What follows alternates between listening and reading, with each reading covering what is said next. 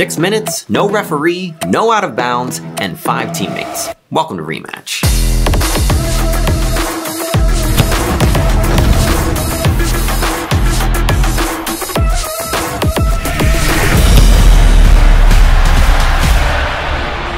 After developer Slowclap made the successful beat-em-up Sifu, everyone couldn't wait to see what they created next. And I guarantee you nobody expected their next game to be about soccer, or football, whatever you want to call it. Spoiler alert, I love this game, but like many things, it's not without its flaws. But before I give you the rundown on Rematch, let me tell you a little bit about what I've been playing it on.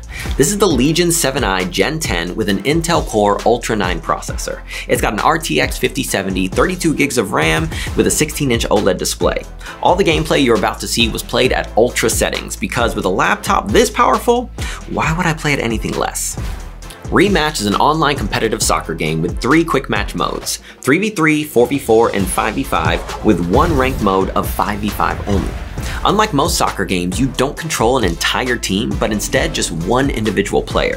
There are no fouls, so you won't be seeing any yellow or red cards thrown after you take somebody's knees out, no out of bounds since you are surrounded by walls that you can utilize to your advantage, and these tweaks keep the pace of the game non-stop like a fun arcade experience from back in the day.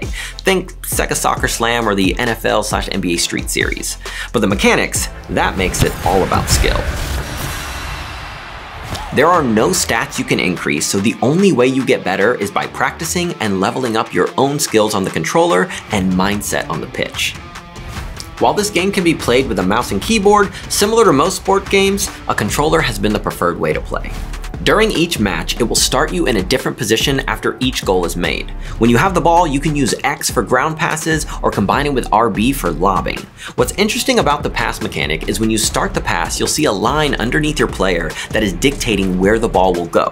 But this is done with the left analog stick, the same one you're currently used for moving. This allows you to have the camera in any direction you want while passing, even if it's behind you. For example, this is when your mini-map could come in handy if you spot an open player on the pitch that isn't currently visible to you on your screen. As you are running, you have a regular stamina meter that you can hold LB to use, but you also have a secondary meter called Extra Effort.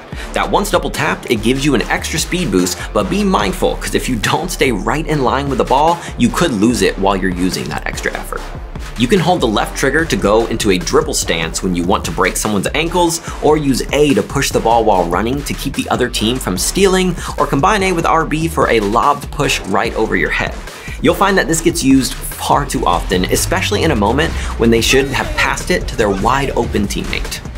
The right trigger is what you use to shoot, and this is where the reticle on your screen comes into play. Once you start holding that trigger, you'll see a dot within the circle that allows you to tweak the ball in any direction you want. This allows you to get really creative with your shots. And while the right trigger is technically called a shoot button, it can also be used as a pass when you want to get it far down the pitch, similar to how you can use the pass button as a shot when you want to throw off the keeper with a quick shot. When you don't have the ball, you can click the right analog stick to call for a pass, use B to tackle, or combine it with sprint for a slide tackle. Holding the left trigger puts you in a defensive stance, and Y is for diving. There are some similarities to when you're a goalkeeper, except the stakes are so much higher. You can slide and dive to protect the goal at all costs. This can get tricky, but I was surprised just how much I still enjoyed the game, even if I was stuck as a keeper for almost the entire match. What's great is that at any moment, if a keeper gets too far away, any teammate can jump in place and you'll see an animation of digital gloves appear on your hands to let you know that you are now the keeper and can pick up the ball when you're in the designated area.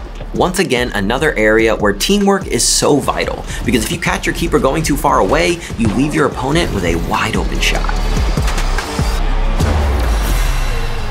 I've put about 30+ hours into the game so far and don't plan on stopping anytime soon. They have done multiple hotfix updates since it launched, but there's still been issues with laggy servers, rubber banding, and the occasional crashes. The replay camera has been something that continues to be extra buggy, sometimes legit hurting my eyes with how much it stutters. I hope they figure this and all the other issues out soon, because when a match runs well, there's no other sports game I'd rather be playing. The biggest frustration so far has been no support of crossplay.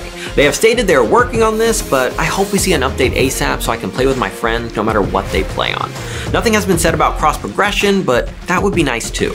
Like most games in existence, it's so much better when you can play with your friends. But even with the frustration of playing with randoms who don't know how to pass the ball or not being able to play with friends on a different platform, I keep coming back night after night.